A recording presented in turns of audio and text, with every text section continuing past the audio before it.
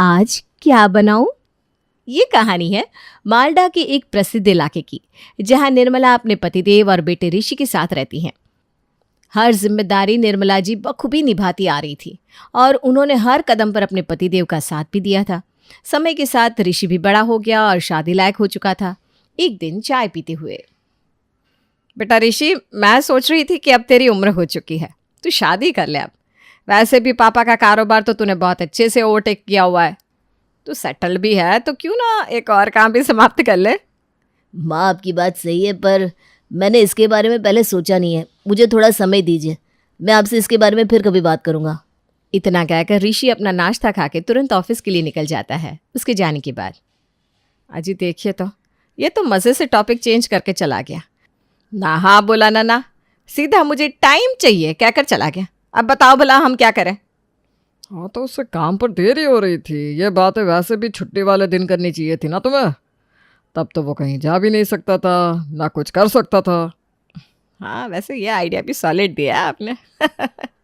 यही सही, उससे बात हम वीकेंड पर ही करेंगे। और देखते ही देखते आ जाता है वीकेंड उस दिन।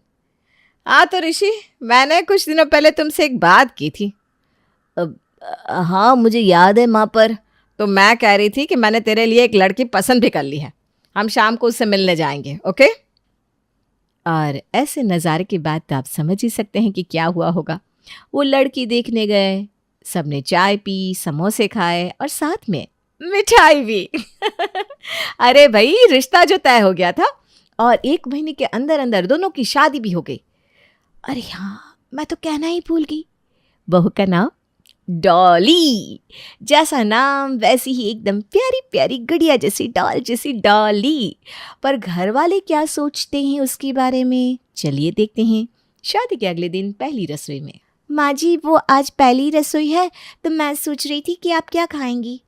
हैं? कितनी प्यारी है मेरी बहू, सबसे जाकर पूछ रही है। ऐसा कर बेटा, पूरी आलू और खीर बना दे। जी अच्छा माँ जी। फिर वो देव जी के पास जाती है, जहाँ देव और ऋषि बैठे थे। पापा जी, आज पहली रसोई है ना, तो मैं क्या बनाऊं? अरे वाह वाह बहू, सो नाइस। तुमने पूछा बेटा, पनीर की सब्जी, बूंदी का रायता और मीठे में शीरा बना देना। और सुनिए ना, आप क्या बनाऊं आपके लिए? अरे जो आप प्यार से खिला दो मोहतरमा जी। I mean pasta with white sauce and मीठे में जम्बो चोको केक। ठीक है। देव, निर्मला और ऋषि अपने मन में सोच रहे थे, वाह जी वाह, आज के खाने में तो मज़ा ही आ जाएगा। सभी के मुंह में पानी आ रहा था सोच सोच के, और वो खाने के टेबल पर आधा घंटा पहले ही आकर बैठ गए। चलो सब, खाना लग चुका है। हैं? मेरे आलू पूरी? ओहो, मेरी पनीर की सब्जी। यस, मेरा पास्ता। पर ये क्या? जैसे ही ढक्कन खुले, अंदर सब्जियां देखकर तो सबके होश ही उड़ गए। ये क्या मजाक है डॉली, खाना कहाँ है? और मेरे आलू पूरी कहाँ है? क्या हुआ बेटा? तभी बहू मुस्कुराते हुए कहती है, वो क्या है ना, मैंने पूछा तो था, पर फिर ये सब जो आप लोगों का खाना था ना, वो हेल्दी खाना नहीं है, इसलिए मैंने सोचा कि कुछ हेल्दी बनाया जाए। तो पेश है करेले के पकोड़े, टिंडे की सब्जी और मूली के पराठे। टन टन। और मीठे में क्या है? मीठे में तो कुछ अच्छा ही होगा। जी हाँ जनाब, मीठे में है कद्दू का हलवा। क्या? किसका हलवा? कद्दू का। हे मेरे भगवान जी, ये क्या है? ऐसा कोई खाना बनाता है क्या? बेटा, तुमने तो दिल के अरमान डुबा डुबा कर मार दिए। भाई, मैं तो नहीं खा सकता ये सब। मेरे लिए तो ब्रेड बटर ही ले आओ, वही खा लूँगा, और क्या। पापा जी ऐसा ना करिए प्लीज, मैंने इतने प्यार से बनाया है और आज मेरी पहली रसोई भी है। पति, जो नई शादी में बीवी का दीवाना था, वो कहता है, अरे अरे बेबी बेबी बेबी, ऐसे मत रो, ऐसे मत रो बेटा प्लीज। अच्छा चलो, हम सब खा लेंगे, ओके? अब तो मुस्कुरा दो बेबी प्लीज। ना। अच्छा, अगर मैं कहूँ कि मैं तुम्हें लॉन्ग ड्राइव पर लेकर जाऊंगा, तब भी नहीं? Long drive? अच्छा ठीक है, लो हंस दिया। ऋषि खाना खाकर ऑफिस चला जाता है। देव और निर्मला किसी तरह खाना निगल लेते हैं। अगले दिन मम्मी जी, मैं फिर से आ गई। अब क्या चाहिए? मम्मी जी आज क्या बनाऊं? जो तुझे पसंद हो बेटा। नहीं मम्मी जी, आप बताइए ना। बैंगन की सब्जी बना दो। ओके मम्मी जी। देव के पास जाकर पापा जी आज क्या? बेटा टमाटर की सब्जी बना दे आज। वहीं ऋषि के पास मुझसे तो मत पूछो क्या बनाना है। बताइए ना प्लीज, आप ऐसा करोगे क्या मेरे साथ? अच्छा उदास मत हो, पनीर ही बना दो। और खाने की टेबल पर सोचिए क्या हुआ होगा। बेटा ये क्या? मेरी तो सोचने समझने की शक्ति खत्म हो गई है ये देखकर। माँ, ये देखने के बाद मुझे आज इच्छा मृत्यु का मतलब समझ में आया है। ये खाने से अच्छा मैं इच्छा मृत्यु ही ले लूं। क्या हुआ? खाइए ना आप सब। बहू, वन क्वेश्चन। यस माँ जी। ये है क्या वैसे?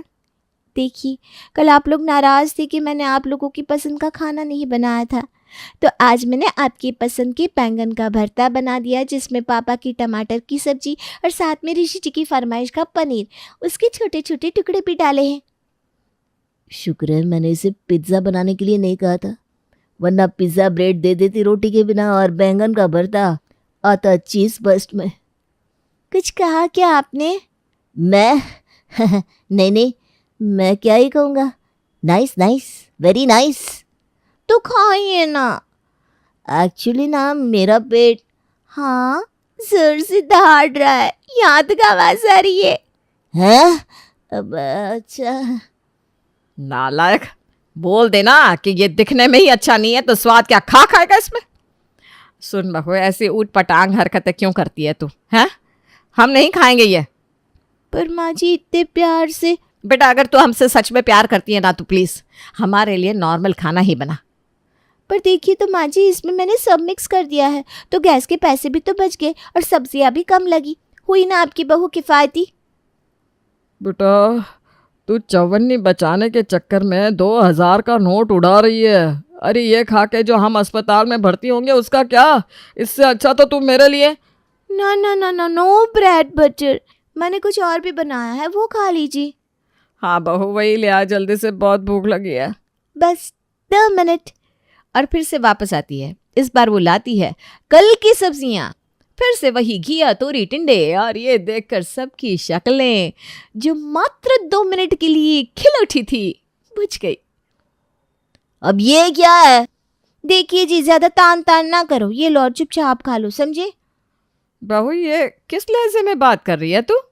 नहीं तो क्या माँ जी, एक तो हेल्दी खाना बनाओ तो प्रॉब्लम, पैसे बचाओ तो प्रॉब्लम, तो मैं करूँ तो क्या करूँ? वैसे बहू तुम्हारा खाना कहाँ है? मैं मेरा मन नहीं था घर का खाना खाने का, तो मैंने सोचा कि ऑर्डर कर लूँ। देखिए आ गया मेरा पार्सल। और जहाँ सब घिया, तोरी और टिंडे खाते हैं और हलवा, याद है ना? जी हाँ, कद्दू का हलवा, वहीं बहू मचर मचर के बर्गर खाती है। ऐसे ही एक दिन आज मैं सोच रही थी क्यों ना बाहर से मंगवाया जाए खाना। हाँ, बाहर से प्लीज प्लीज। हाँ बाहर से खाना मंगवा लेते हैं आज। हाँ बाहर का ही। तो चलिए बताइए क्या खाना है। मैं जोमेटो में गोल्ड मेंबर हूँ, तो मैं कहीं से भी कुछ भी ऑर्डर कर सकती हूँ। अच्छा, तो मेरे लिए पिज्ज़ा। मेरे लिए छोले भटूरे। और मेरे लिए चाउमीन। ओके, अभी कर देती हूँ ऑर्डर। थोड़ी देर में जोमेटो वाला आता है, पर पार्सल तो एक छोटा सा था। डॉली, ये पार्सल तो कुछ ज़्यादा ही छोटा हो गया नहीं? शायद कुछ और बाकी होगा, एक एक करके आएगा बेटा। नहीं पापा जी, यही तो ऑर्डर किया था मैंने, आलू मटर की सब्जी और 8 फुल्की। क्या? लेकिन क्यों? क्योंकि मैं जब ऐप पर गई तो मेरी मेंबरशिप ख़त्म हो गई थी और स्क्रॉल करते करते ये आलू मटर की फ़ोटो दिख गई, मुंह में ना पानी आ गया, तो वही मंगा लिया। बहू ये क्या है? भला कोई बाहर से आलू मटर की सब्जी भी मंगवाता है क्या? मैंने भी यही सोचा, इसीलिए मैंने फुल्की भी मंगवा ली है। चलिए चलिए सब जल्दी से खाना खाते हैं। और सब मन मार कर आलू मटर की सब्जी खा लेते हैं। पर सब्जी एक और खाने वाले 4। बड़ी नाइंसाफी है ये तो। सब आधे पेट अपने अपने कमरों में चले जाते हैं। जहाँ डॉली स्नैक्स खाकर सो जाती है, वहीं बाकी पानी पी पी कर अपना पेट भर लेते हैं और सोने चले जाते हैं अगले रोज। डॉली, ओए डॉली डॉली डॉली। हाँ जी, क्या हुआ आपको? आज बहुत अच्छी सेल हुई है क्या? अरे अभी कहाँ, बोर्ड्स के एग्ज़ाम जब चलते हैं तो हमारी सेल्स थोड़ी कम हो जाती है। पर ये लो महीने का खर्च, मैं चला काम पर, बाय बाय। पैसे हाथ में लेते ही डॉली पहले तो बहुत खुश होती है, पर फिर अरे ये क्या, ये तो कम पैसे हैं, क्या करूं? नहीं, माँ जी को नहीं, ऋषि से रात को बात करती हूँ। रात को जब ऋषि घर आता है तो सुनिए ना जी, आपने आज मुझे इतने कम पैसे क्यों दिए? क्यों? देखिए थोड़े कम पैसे होते तो मैं समझती, पर ये तो 25,000 के 12,000 दे दिए आपने।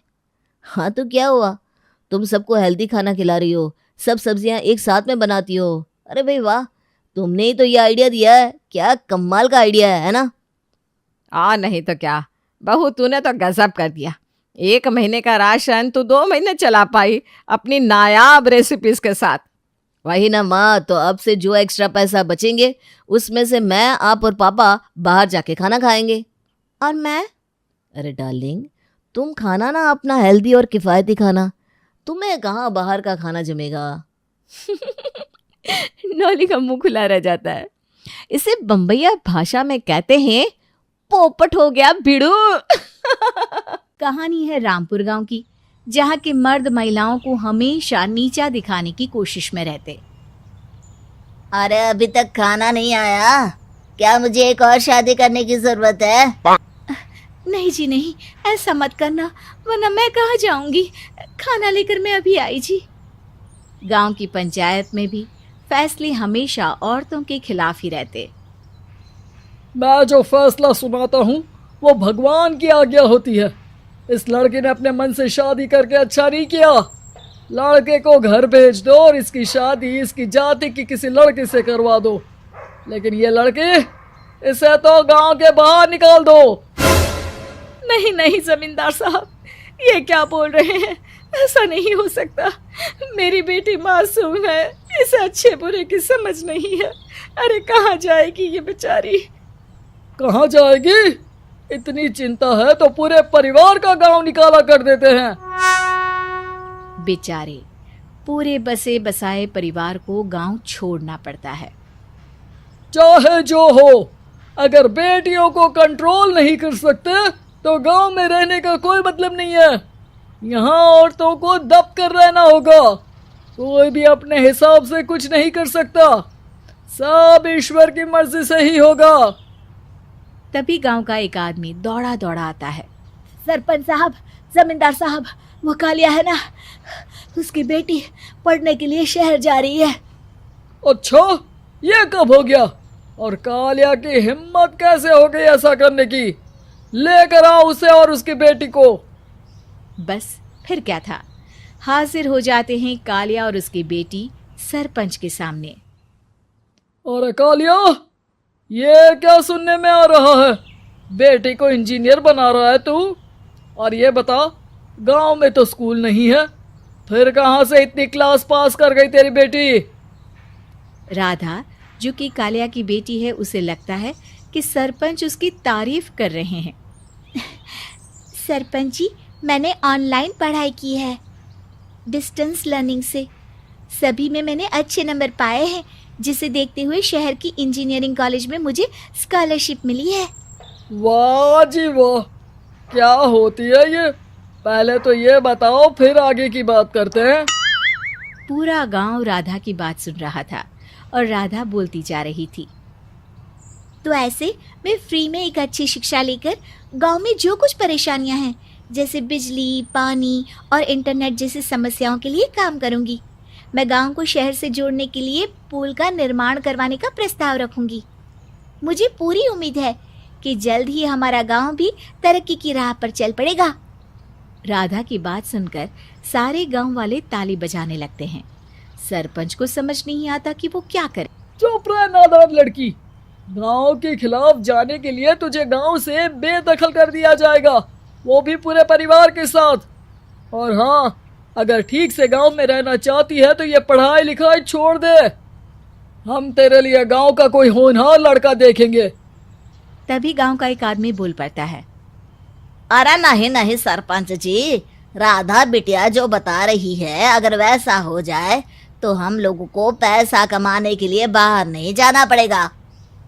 हाँ जी, और ना ही कोसों दूर पानी के लिए भटकना पड़ेगा।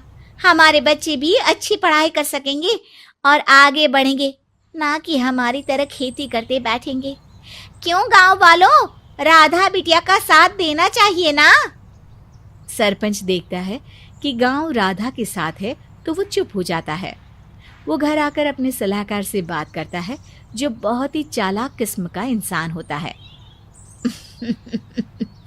अरे सरपंच साहब, आपको बहुत ही होशियारी से काम लेना पड़ेगा। एक बार गांव तरक्की कर गया, यहाँ के बालक पढ़ लिए तो कोई ना पूछेगा आपको। और फिर ये जो बेटा और बेटी है ना आपके, इनको भी आम लोगों की तरह ही जीवन जीना होगा। हाँ, लेकिन करे तो क्या करे। वो ना आप मुझ पर छोड़ दीजिए, बस मैं जैसा बोलूं करते जाइए। अगले रोज सुबह जब गांव वाले सोकर उठते हैं तो राधा के घर के बाहर और साथ ही वो लोग जिन्होंने राधा का सपोर्ट किया था, उनके घर के आगे लाल रंग से कल आऊंगी लिखा होता है। कल आऊंगी, ये क्या होता है?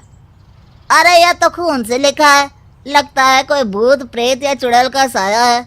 चलो सरपंच जी के पास चलते हैं। सभी सरपंच के पास जाकर उसे सारी बात बताते हैं। अरे ये तो बड़ी मुश्किल की बात है। चलो, मैं एक बाबा को जानता हूँ, उन्हें बुला लेता हूँ। सरपंच बाबा को लेकर गांव के घर के बाहर जाता है। ओहो, तो ये वो चुड़ैल है जो उन लोगों को निशाना बनाते हैं जो गांव को बदलने का सपना देखते हैं।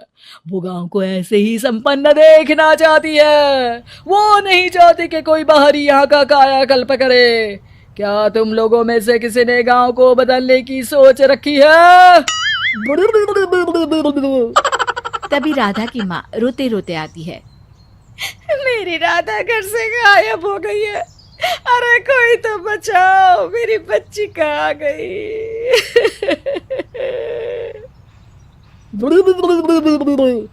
ले गई वो चुड़ैल, तेरी बच्ची को ले गई। अब वो उसे श्रापित करके छोड़ेगी, उस पर चुड़ैल का साया हो जाएगा। तभी बुरी सी हालत में राधा भी वहां आ जाती है। उसके बाल चुड़ैल की तरह फैले होते हैं और कपड़ों में खून लगा होता है। सभी राधा को देखकर डर जाते हैं। माँ, पता नहीं मुझे कौन उठा कर ले गया था। अरे दूर दूर हो जा चुड़ैल, अब हम लोग इस गांव में नहीं रुकेंगे। अरे कैसे बातें कर रहे हैं आप? कल तो आप मेरे भरोसे गांव का हुलिया बदलने, अपने बच्चों को पढ़ाने और तरक्की उन्नति की बात कर रहे थे, तो आज क्या हो गया आपको? ये फिर तुम लोगों को बहकाएगी। ये चुड़ैल गांव में आ चुकी है, ऐसे ही ये तुम्हारे घर के बच्चों को भी ले जाएगी। गांव वाले राधा को गांव से बाहर निकाल देते हैं। उसके माँ बाप रोते रहते हैं, लेकिन गांव वाले नहीं मानते। मैं भी अपनी बहन के साथ गांव के बाहर रहूंगा, लेकिन वो पढ़ाई नहीं छोड़ेगी। वहीं सरपंच के घर पर सलाहकार कहता है। देखा, सांप भी मर गया और लाठी भी नहीं टूटी। लेकिन अगले ही दिन सरपंच के घर के बाहर भी वही शब्द लिखे होते हैं। और फिर सरपंच की बीवी कहती है, हमारी बेटी को किसी ने अगवा कर लिया है। तभी राधा का भाई वहां आ जाता है।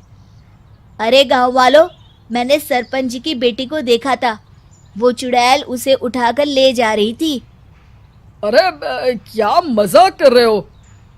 नहीं नहीं सरपंच जी, आप नहीं जानते, वो चुड़ैल अब आपकी बेटी में आ जाएगी, जैसे राधा के अंदर आ गई थी। तभी सरपंच की बेटी वैसी ही हालत में वहां आती है जैसे राधा आई थी। पापा पता नहीं कैसे मैं गायब हो गई थी। चुड़ैल, इसके अंदर भी चुड़ैल का साया है, मारो इसे। अरे नहीं नहीं, इसे भी राधा के पास गांव के बाहर ही भेज दो। अरे चुप रहो, मेरी बेटी कहीं नहीं जाएगी और चुड़ैल बुड़ैल कुछ नहीं होता है। अरे कैसे बात कर रहे हो सरपंच जी? आप तो बोल रहे थे कि आपका फैसला भगवान का ज्ञान होता है, तो अपने पर बात आई तो अब आप ऐसे बोल रहे हैं।